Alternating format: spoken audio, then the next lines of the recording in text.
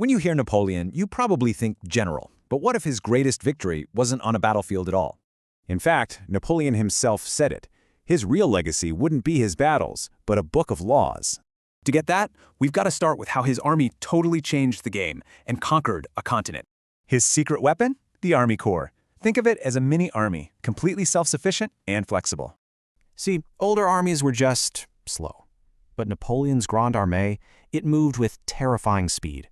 He used this armed square formation. It was a total game changer, letting his army strike from anywhere. And with this new way of fighting, Napoleon pretty much ran Europe for years.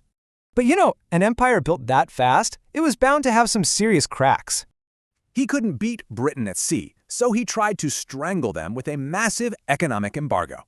That, plus a brutal war in Spain, stretched him way too thin, and it led to his biggest mistake. That mistake? Invading Russia in 1812. He brought the biggest army Europe had ever seen. But the Russians had a plan. Don't fight, just retreat, burn everything, and leave nothing behind.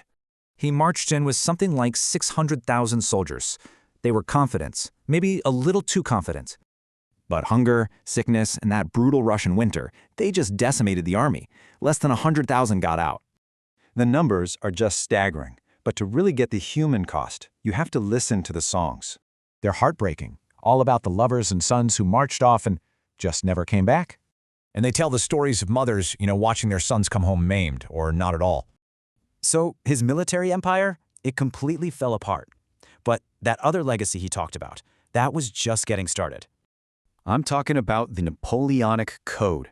It basically threw out the old, confusing feudal rulebook. Its ideas were wild for the time. Everyone's equal, your property is protected, freedom of religion.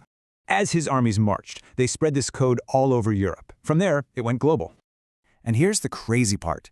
Even after his empire was gone, the code stuck around, shaping countries today. But at the same time, his military ideas, like mass conscription and total war, changed conflict forever. So he left behind this strange dual legacy, a more destructive kind of war and a fairer kind of law. It really makes you wonder, right? Which one truly changed the world more? His wars or his laws?